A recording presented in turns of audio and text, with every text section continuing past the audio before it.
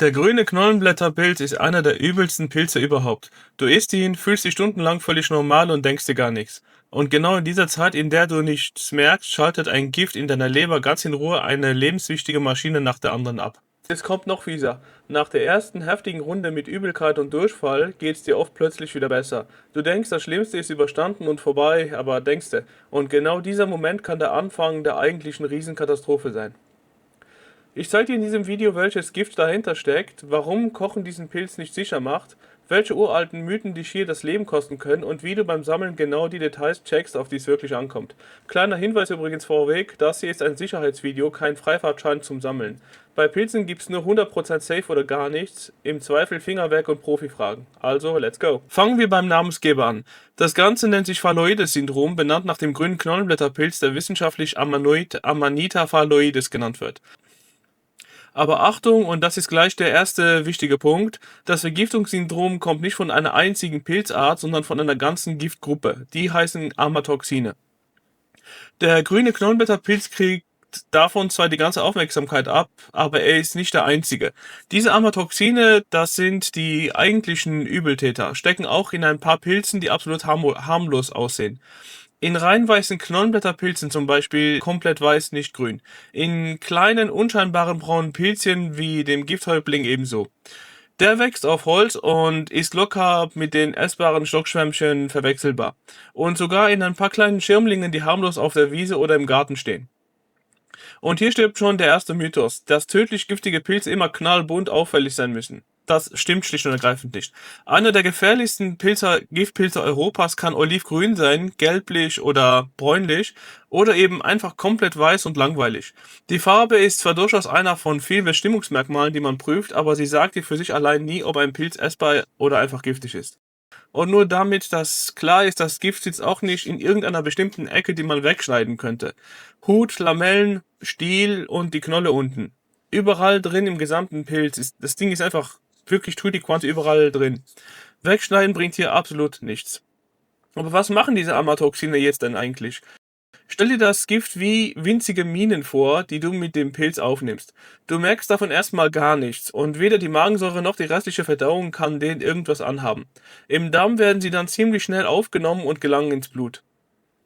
Und dieses Blut fließt zuerst zur Leber und die ist normalerweise die Reinigungsanlage deines Körpers. Sie schnappt sich die Stoffe aus dem Blut, um sie zu verarbeiten und genau deshalb kriegt es die volle Ladung an dem Gift ab. In der Leberzelle blockiert das Amatoxin dann eine winzige Maschine, quasi den Kopierer der Zelle. Jede Zelle hat nämlich Baupläne und von denen muss sie ständig Arbeitskopien ziehen, damit sie weiß, welche Bausteine sie dann bitteschön herstellen soll. Das Amatoxin setzt sich genau in diesen Kopierer rein und legt ihn lahm. Keine Kopien mehr, keine neuen Bausteine, keine Reparaturen. Und nach macht die Zelle dann einfach zu. Das ist die Explosion der sogenannten Mine, also kein Knall, sondern ein leises, schrittweises Abschalten der betreffenden Zelle. Der grüne Knollenblätterpilz enthält außerdem auch noch andere Gifte, nämlich Phallotoxine und Virotoxine. Auch diese Stoffe können Zellen schädigen. Für die lebensgefährliche Vergiftung nach dem Essen spielen sie aber eine deutlich kleinere Rolle als die Amatoxine. Der gefährlichste Teil dieses Giftcocktails sind schlicht und ergreifend die. Und jetzt kommt, warum das so tricky ist. Diese Minen sind extrem zielgenau, haben eine interne Zielvorrichtung, wenn du es dir so vorstellst. Oder noch besser, ein Schlüssel, der keine Tür aufmacht, aber perfekt in ein bestimmtes Schloss passt. Und es bleibt einfach da stecken. Genau deshalb kann bereits eine kleine Portion lebensgefährlich sein. Wie viel Gift tatsächlich enthalten ist, schwankt stark und lässt sich beim Sammeln einfach nicht erkennen. Das Gift muss nicht die ganze Zelle platt machen, es blockiert nur diese eine Maschine, ohne die überhaupt nichts mehr läuft. Und das Schlimmste, Kochen bringt hier absolut gar nichts. Null, nada, niente, nix. Es gibt zwar ein paar Pilzarten, bei denen bestimmte unverträgliche Stoffe durch gründliches Erhitzen zerstört werden, das ist aber keine allgemeine Regel für Giftpilze und ganz im Gegenteil, viele Pilzgifte überstehen das Erhitzen einfach locker. Und Amatoxine gehören ganz klar dazu. Kochen, braten, backen und sogar trocknen oder einfrieren machen amatoxinhaltige Pilze einfach nicht sicher. Die Giftmenge kann sich unter bestimmten Bedingungen zwar verändern, aber die normale Küchenzubereitung zerstört die Amatoxine nicht. Egal was du machst und wie kreativ du bist, diese Minen bleiben scharf. Und weil wir gerade bei alten Überzeugungen sind, es gibt einen richtig alten Mythos, der bis in die Antike zurückgeht. Die Idee, dass man sich mit winzigen Mengen Gift langsam immun machen könnte. Das hat sogar einen Namen, Mithridatismus, benannt nach einem König, der angeblich genau das gemacht haben soll. Und ja, bei manchen Stoffen kann sich der Körper tatsächlich teilweise, wichtig, teilweise anpassen, indem er sie zum Beispiel schneller abbaut. Aber das funktioniert bei den Amatoxinen nicht. Wichtig. Jede erneute Aufnahme wird weitere Zellen zerstören, bis schlicht und ergreifend so wenig übrig sind, dass deine Leber nicht mehr arbeiten kann. Keine funktionierende Leber, dann bist du schlicht und ergreifend tot. Ja, Schicht im Schacht, das war's. Eine sichere Gewöhnung oder gar Immunität gibt es hier schlicht und ergreifend nicht, weil die Zellen das nicht überleben können. Dazu kommt, dass jeder Pilz eine andere Giftmenge hat. Du könntest also nie kontrollieren, ob deine kleine Menge wirklich klein ist. Historisch überliefert heißt eben nicht wahr. Es gibt übrigens bis heute keine Methode, den genauen Giftgehalt eines Pilzes vor Ort und Stelle beim Sammeln zu bestimmen. Sogar Pilze derselben Art und vom gleichen Fundort können unterschiedlich viel Gift enthalten. Jetzt zum Ablauf der Vergiftung und da wird klar, warum du bei so einer Vergiftung keine Sekunde zu Hause rumprobieren darfst. Nach dem Essen fühlst du dich erstmal völlig okay, oft 6 bis 12 Stunden lang, manchmal sogar länger. Viele glauben, wenn sie in den nächsten 10 Minuten keine Vergiftungssymptome bemerken, dass dann alles gut wäre, aber das ist leider völlig falsch. Diese Vergiftung macht sich erst in 6 bis 12 Stunden nach der Mahlzeit überhaupt bemerkbar und in Ausnahmefällen kann das sogar bis zu 24 Stunden dauern.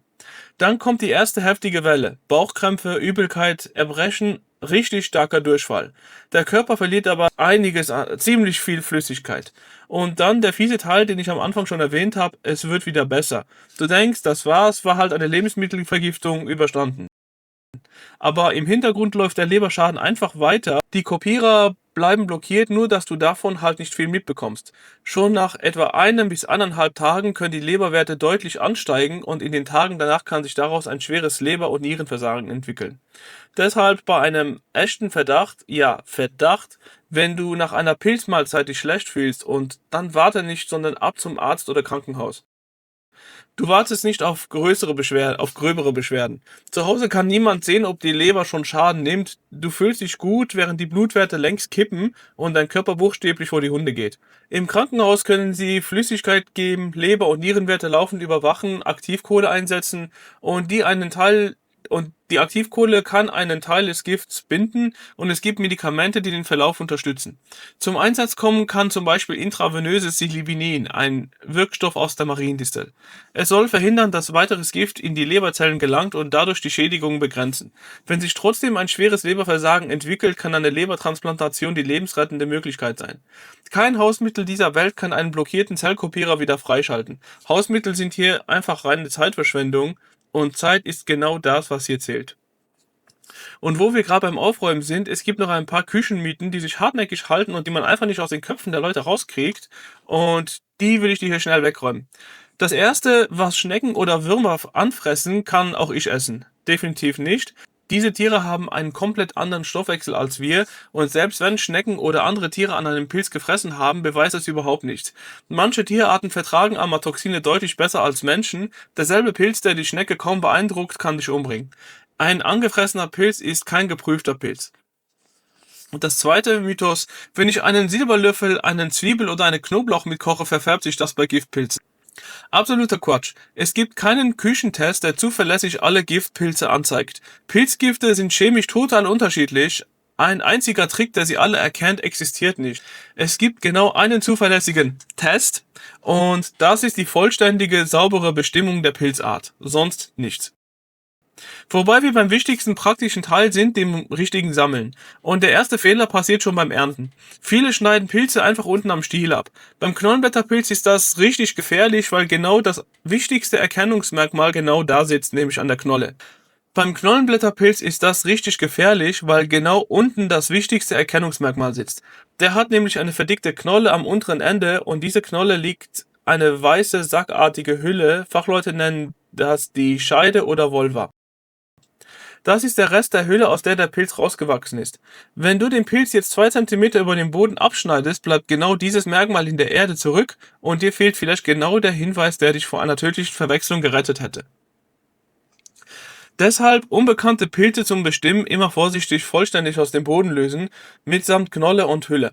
Das Loch machst du danach einfach wieder zu. So, und jetzt schauen wir uns an, wie du einen Pilz überhaupt richtig durchprüfst, Schritt für Schritt von oben nach unten. Denn eine Bestimmung fängt nie mit sieht ungefähr essbar aus. Die Details machen es schlicht und ergreifend aus. Wie ein Detektiv, der bei einem Tatort nach Hinweisen sucht. Erstens der Hut. Welche Farbe hat der? Ist er glatt, schuppig, trocken oder klebrig? Sind die Reste einer Hülle drauf? Ist der Rand gerieft oder glatt? Zweitens unter dem Hut schauen. Sind da Lamellen, also dünne Blättchen oder Röhren wie beim Steinpilz? Welche Farbe haben sie? Kleiner, aber wichtiger Punkt. Beim grünen Knollenblätterpilz bleiben die Lamellen weiß. Genau das ist ein typischer Verwechslungspunkt mit dem Champignon, denn beim Champignon werden die Lamellen mit der Zeit rosa und später schokoladenbraun. Bleiben sie dagegen hartnäckig weiß und der Pilz hat unten diese Knolle mit Hülle, Finger weg. Drittens der Stiel. Gibt's einen Ring? Ist er glatt, faserig oder hohl? Und viertens der wichtigste Teil, das komplette Stielende ganz unten, die Basis. Ist da eine Knolle? Diese sackartige Hülle. Genau das unterscheidet oft alles. Dann noch der Standort. Wächst er auf Erde, auf einer Wiese, direkt auf Holz? Welche Bäume stehen drumherum? Auch das gehört zur Bestimmung mit dazu. Und ja, Geruch kann helfen, du darfst vorsichtig dran riechen, indem du mit der Hand etwas Luft zufächelst. Aber, und das ist ein echter Praxishinweis, der Geruch ist nie ein Beweis für Essbarkeit, sondern hilft nur beim Eingrenzen. Der grüne Knollenblätterpilz riecht oft sogar angenehm süßlich. Und wenn deine Hände vorher schon nach anderen Pilzen gerochen haben, kannst du den Test sowieso vergessen. Riechen ist ein Puzzleteil, der etwas hilft, aber nie die Lösung. Zwei Verwechslungspartner noch schnell, weil sie oft rankommen. Grüne Täublinge sehen dem Knollenblätterpilz von oben ähnlich, haben aber keinen Ring und keine Hülle unten. Und ihr Fleisch bricht spröde ungefähr wie ein Stück Kreide oder Styropor. Und Knollenblätterpilze in einem frühen Entwicklungsstadium können als weiße Kugeln aus dem Boden kommen und werden dann mit Bovisten verwechselt. Schneidest du so einen Fruchtkörper aber längs auf, siehst du innen schon Hut und Lamellen angelegt. Bei einem Bovist siehst du innen dagegen keine angelegten Lamellen und keinen Stiel. Sobald du solche Strukturen erkennst, kann es ein Knollenblätterpilz sein. Trotzdem, all das sind Hinweise, keine Freibriefe. Und damit zu den wichtigsten Sätzen des ganzen Videos. Kein einziges Merkmal allein beweist, dass ein Pilz essbar ist. Nicht die Farbe, nicht der Geruch, nicht die Fraßspuren, nicht das Foto und schon gar nicht irgendeine Handy-App. Alles muss zusammenpassen, Hut, Unterseite, Stiel, Stielende und Standort. Und wenn du auch nur den leisesten Verdacht hast, dass da ein Knollenblätterpilz mit auf dem Teller war, nicht warten, nicht selbst behandeln, kein Erbrechen auslösen. Bei einem Verdacht rufe bitte in Österreich sofort die Vergiftungszentrale an, die ist rund um die Uhr erreichbar. Und bei schweren Beschwerden, Bewusstseinsstörungen oder Kreislaufproblemen wählst du zusätzlich den Rettungsnotruf oder den Euronotruf. In Deutschland gibt es mehrere regionale Giftinformationszentren. In der Schweiz erreichst du Toxinfo Suisse rund um die Uhr. Heb die Reste vom Essen und die Pilzputzreste auf und nimm sie mit. Das hilft im Krankenhaus enorm. Und ganz wichtig, auch alle anderen, die mitgegessen haben, müssen untersucht werden, selbst wenn sie sich noch top fühlen. Bei der kleinsten Unsicherheit bleibt der Pilz da, wo er ist. Lieber ein Abendessen weniger als eine Leber weniger. Wenn dir das Video geholfen hat und du bei sowas nie in die Falle tappen willst, dann lass mir ein Like da und abonniere den Kanal. Dann verpasst du auch die nächsten Pilzsyndrome nicht, denn der Knollenblätterpilz war hier erst der Anfang.